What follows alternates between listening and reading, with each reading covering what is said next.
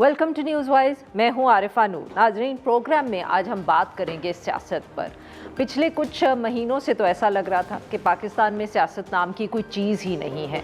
हाँ, अलबत्ता डिप्लोमेसी बहुत ज़्यादा थी, फॉरेन पॉलिसी की कामयाबियाँ बहुत ज़्यादा थी, मगर जैसे जैसे ईरान से कुछ तवज्जो हटी है, मसले तो अभी उस मुल्क के और अमेरिका के वहीं हैं, जंग भी हम कह सकते हैं जारी ही है, मगर तवज्जो कुछ वहाँ से हटी क्योंकि पाकिस्तान में भी ऐसी कुछ एक्टिविटीज़ हुई। एक तो मईशत पर बात हुई, बजट आना है उस पर बात हो रही है, फिर साथ साथ गिलगित बल्तिस्तान के इलेक्शंस। तो ऐसा लगा कि जैसे सियासत जो थी वो एक दफ़े फिर सामने आई है। एक तरफ गिलगित बल्तिस्तान का इलेक्शन है, पाकिस्तान तहरीक इंसाफ की पुरानी ही शिकायत के उनके पास अपना इलेक्शन सिंबल नहीं था। इसके साथ साथ ये कि धांधली हुई इलेक्शन में। पाकिस्तान पीपल्स पार्टी वैसे तो वो भी शिकायत करते रहे धांधली के हवाले से और रिगिंग के हवाले से, मगर फिर भी वो इस वक्त सबसे बड़ी जमात बन के सामने आए हैं। कहा यह जा रहा है कि हुकूमत उनकी होगी, मगर इसी हुकूमत में साथ में हिस्सा होगा पाकिस्तान मुस्लिम लीग नवाज़ का। दोनों ने एक दूसरे पर बहुत तनकीद की, मगर अब हुकूमत कहा जा रहा है कि इकट्ठे मिलकर अब बनाएंगे। मगर इससे ज़्यादा बड़ा मसला इस्लामाबाद में बजट के हवाले से हमने देखा। बहुत अब अरसे से जो वफाकी हुकूमत है वो ये शिकायत कर रही थी कि उसके पास अब पैसे नहीं हैं और कहीं ना कहीं फिस्कल स्पेस जो है वो बनानी पड़ेगी। कुछ महंगाई की मजबूरियां थीं, कुछ जो तेल की कीमत बढ़ी, कुछ पिछले साल जो हमारी एक जंग सी हुई इंडिया के साथ, उसके बाद डिफेंस नीड्स के भी का भी हवाला दिया गया। तो अब ये बात हम काफ़ी अरसे से सुन रहे थे कि कहीं ना कहीं ये 18वीं तरमीम के बाद जो फॉर्मूला सामने आया है इसमें कुछ रद्दोबदल करना होगी। पाकिस्तान पीपल्स पार्टी इसको अपोज कर रही थी, जिसकी वजह से अब बजट में भी ताख़ीर हुई है। बहुत पिछले दिनों में हमने देखा पाकिस्तान पीपल्स पार्टी और पाकिस्तान मुस्लिम लीग नवाज़ के दरमियान जो है इजलास हुए लंबे लंबे, और उसकी वजह से फिर ये अहम फ़ैसले जो आसिफ अली जरदारी और शहबाज शरीफ साहब की फिर मुलाकात में कहा जा रहा है कि तय हुए। इस मुलाकात में और भी सीनियर लीडरशिप वहाँ मौजूद थी। सेनेटर सलीम मांडवी वाला साहब जो हैं, उन्होंने फिर फाइनली कहा कि ऐवान सदर में जो बड़ा इजलास हुआ उसमें मामला तय पा गए। चारों सूबों ने वफाक को जो दरकार थे 12 से 1700 अरब रुपए उनको देने पे इत्तफाक किया है, और ये स्ट्रेटिजिक जो ख़तरात है उसकी वजह से ज़रूरत है। उन्होंने ये भी कहा कि कोई लड़ाई झगड़ा नहीं हुआ, बस ताख़ीर हो गई है इन इलेक्शंस की वजह से, और साथ में वज़ीर आज़म साहब मसरूफ़ थे। आज फिर जो कौमी इक़्तिसादी काउंसिल है उसका भी इजलास हो गया, उसमें मंजूरी दे दी जो मेन अहदाफ थे माशी, और अब कहा जा रहा है कि कल इकनॉमिक सर्वे जो है वो भी प्रेजेंट कर दिया जाएगा और उसके बाद फिर बजट भी आ जाएगा। पार्लियामेंट का सेशन जो है वो बुलाया जा चुका है। इन सब इश्यूज़ पे बात करने के लिए हमारे साथ मौजूद हैं राना आतिफ साहब, रहनुमाए पाकिस्तान तहरीक इंसाफ के, नदीम अफजल चंद साहब मरकज़ी सेक्रेटरी इत्तलात हैं पाकिस्तान पीपल्स पार्टी, और मुस्तफ़ा नवाज़ खोखर साहब नायब सदर हैं Tehreek Tahaffuz Aeen Pakistan. Welcome to the show gentleman. वैसे हमारी कोशिश थी कि PMLN से भी हम कोई मेहमान बुला लेते, बिकॉज़ पता नहीं चंद साहब का आज क्या मूड होगा, वो कौन सी साइड लेंगे कौन सी साइड नहीं लेंगे, मगर वो as usual we prove to be unlucky. Welcome Chand साहब, आपसे गुफ्तगू का आगाज़ करते हैं। सर, आप तो आजकल अपनी मतलब के दोस्त जो हैं आपके, सुने हुकूमत भी आप उनके साथ बना रहे हैं, बट इबरतनाक शिकस्त का आपने उनको जो है वो ताना दे दिया। देखिए, शिकस्त तो जो GB के इलेक्शन में मैं तो 20-25 दिन रहा हूँ वहाँ हूँ, और जो इलेक्शन का माहौल देखा है, जो वोटर्स की राय देखी है, तो उसमें मेरे तो ख्याल में उनकी 6 सीटें नहीं थी। सच्ची बात है, जो मूड था पब्लिक का, और GB की पब्लिक जो है ना मोस्टली यहाँ इस्लामाबाद पिंडी भी आती है, और कराची में भी लोग स्टूडेंट ज़्यादा कराची में जाते हैं पढ़ने के लिए। इन दो शहरों से इस्लामाबाद, गर्मियों में सर्दियों में वो इस्लामाबाद ज़्यादा आ जाते हैं पिंडी में, और गर्मियों में वापस चले जाते हैं। ये जो थोड़े से खुशहाल लोग हैं या सरकारी मुलाजमीन या कारोबारी लोग, बाकी जो गरीब लोग हैं वो वहीं रहते हैं, और उनकी राय, उनको जो सहूलियात या जो था मूड उनका, वो मूड तो बिल्कुल गवर्नमेंट के ख़िलाफ़ था, लग रहा था वो उनका कोई मूड ठीक नहीं था। लोग बात भी करते थे और बड़े सादा लोग हैं और बड़े खुददार लोग हैं। अब जाके अगर कोई कहना कि वो पैसों की वजह से किसी ने वोट दिए, तो जीबी के लोगों पे गिलगित बल्तिस्तान में आप ये इल्ज़ाम किसी पे नहीं लगा सकते। और दया मिर चलास जो डिवीज़न है, वहाँ पे ऑलरेडी डैम्स के सेटलर के इशू काफ़ी हैं, वहाँ की आबादी के बड़े इशू हैं, उनको भी गवर्नमेंट से काफ़ी तकलीफ़ें हैं। और वो एरिया था जो जहाँ से हमेशा नून लीग को ज़्यादा वोट मिलता था, इस सब वहाँ से भी वोट कम मिला है। तो ये चीज़ें थी जो मैं कहता था कि उनको टॉक शो में मैंने कहा नहीं, आपको शिकस्त नहीं। तो सर फिर आप उनके साथ मिलकर हुकूमत क्यों बना रहे हैं? देखिए हुकूमत तो अभी कोई फैसला तो नहीं, देखिए मैंडेट तो हमें उनके खिलाफ मिला है जी। तो फिर सर वही तो कह मैंडेट जो पब्लिक का मैंडेट है वो तो उनके खिलाफ मिला है, इसमें तो कोई शक नहीं।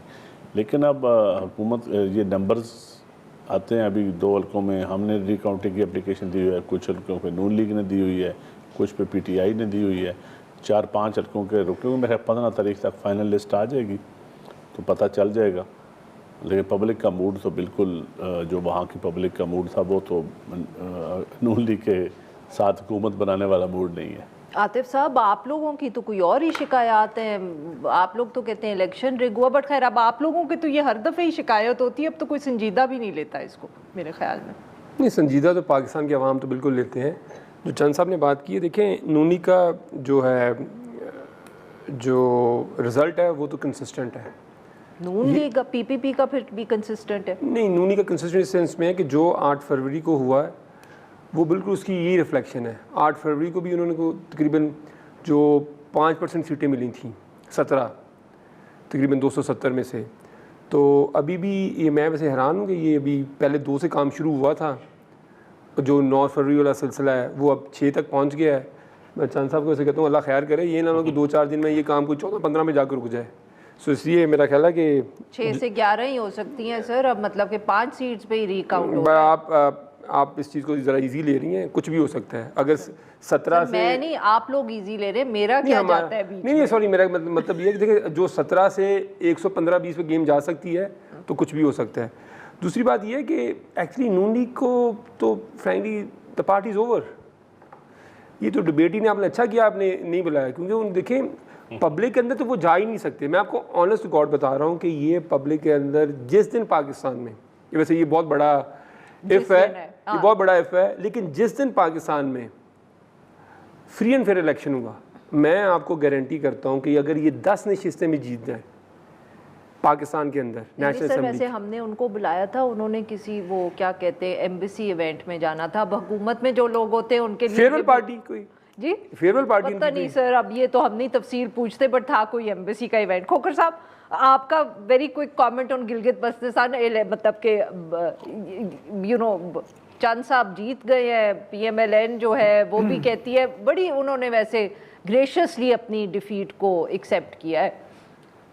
मेरे ख्याल में लेकिन बुनियादी सवाल ये है कि अगर नून लीग के दोस्त ये समझते हैं कि पाकिस्तान के किसी भी हिस्से में कोई इलेक्शन हो और मियां नवाज शरीफ साहब को या मुस्लिम लीग नून को उसमें हिस्सा लेने की इजाज़त ना मिले और उसके बावजूद वो इलेक्शन फेयर होगा, तो फिर ये इलेक्शन भी फेयर था। अगर पीपल्स पार्टी के दोस्त ये समझते हैं कि पाकिस्तान के किसी हिस्से में भी इलेक्शन हो और बिलावल साहब को कैंपेन करने की इजाज़त ना दी जाए, उनकी जमात हिस्सा ना ले पाए, उनसे इंतखाबी निशान छीन लिया जाए और वो इलेक्शन जायज़ होगा, तो फिर ये इलेक्शन भी जायज़ है। जरा ऐसे ही होते हैं इलेक्शंस ऐसे नहीं पाकिस्तान होते। में। देखिए ऐसे इलेक्शंस आप कराते चले जाएं, कितने अरसे तक कराएंगे? एक वक्त ऐसा आएगा, आज इस मुल्क में जो सबसे बड़ा चैलेंज है वो चैलेंज ये है कि लोगों का इस निज़ाम के ऊपर से, इलेक्शन के निज़ाम के ऊपर से, इन असेंबलियों के ऊपर से एतमाद उठता चला जा रहा है। आज बलूचिस्तान में आपके साथ क्या प्रॉब्लम है? वहाँ का नौजवान क्या सवाल करता है? वो यही कहता है ना कि ये तुम्हारी असेंबलियाँ, ये तुम्हारे इदारे, मुझे बताओ कि इन्होंने आज तक मेरे लिए क्या किया? यहाँ पर तो लोग चुन कर बिठा दिए जाते हैं, इलेक्शन तो बराए नाम ही रह गया पाकिस्तान में, तकल्लुफ ही है। तो और फिर अभी जो आज़ाद कश्मीर में हो रहा है, वहाँ पर भी जो क्राइसिस की इब्तदा है वो इस वजह से हुई कि ऑपोजिशन वहाँ पर ख़त्म कर दी गई। बिल्कुल सही। तमाम जमातों को हाँक कर लाठी के साथ हुकूमत में बिठा दिया गया, ऑपोजिशन रही ही नहीं। और जब ऑपोजिशन नहीं रही तो फिर ऑपोजिशन लोगों ने खुद संभाल ली। और आज जो कर रहे हैं, जो आज हो रहा है वहां पर, जब ये भी आप खत्म करने की कोशिश करेंगे तो फिर यहां से भी आगे जो एक्सट्रीम लोग बैठे हुए हैं फ्रिंजेस पे, फिर उनके पास सारी शॉट्स चली जाएंगी। तो ऑपोजिशन का मुल्क की सियासत में, माशरे में एक रोल होता है। आप उसको दीवार से मत लगाइए, आप उसको ख़त्म करने की कोशिश मत कीजिए। आज जो हमारा माशी क्राइसिस है वो इस वजह से कि मुल्क में पॉलिटिकल क्राइसिस है। और मुझे तो अभी आप मेरे भाई से ये सवाल पूछ रही थी चंद से कि हुकूमत साजी में कैसे बैठेंगे एक दूसरे के साथ, अभी इतनी मुश्किल बातें की। ये फैसले सियासी जमातों के हैं कब और उनके पास रह कहां गए? हुक्म आएगा और जी सर तामील, सियासत तो यहां पर आकर खड़ी होगी। और मैं ये बात दुख से कर रहा हूं, तंजन नहीं कर रहा, इसलिए दुख से कर रहा हूं। एक्सप्रेशन से पता चल रहा है कि उनको दुख हो रहा है। इसलिए दुख से कर रहा हूं कि पाकिस्तान पीपल्स पार्टी की एक तारीख है, कुर्बानियां हैं। दुख से इसलिए कर रहा हूं कि मुस्लिम लीग नवाज, मियां नवाज शरीफ साहब भी एक इर्तिका के अमल से गुजरे। वो भी वोट को इज्जत दो किनारे तक पहुंचे, चार्टर ऑफ डेमोक्रेसी उन्होंने किया, आज कहां खड़े? तो जो पाकिस्तान की सियासत को जो जमातों ने, जिसमें अपोजिशन की जमातों को भी आप मौरूद इल्जाम ठहरा सकते हैं, हर किसी ने अपना हिस्सा डाला है, तहरीक इंसाफ ने अपना हिस्सा डाला है, कोई इससे मुबर्रा नहीं है। तो अगर हमने इस मुल्क को वाकई दायरों के सफर से निकालना है तो हमें अपनी स्पेस भी वापस लेनी पड़ेगी, अपने फैसले भी खुद करने पड़ेंगे। और यह बात भी तस्लीम करनी पड़ेगी कि if people speak through the ballot, उसके सामने आपको फिर सर तस्लीम खाम करना पड़ेगा। ये जमहूरी रवैया है जो मिसिंग है। बस हुकूमत में आ जाए और मुखालफिन का रगड़ा निकाल दें, ये हमारी ख्वाहिश है छोटी सी। जी नाज़रीन, इसी बात पे हम लेते हैं एक छोटी सी ब्रेक। Will be right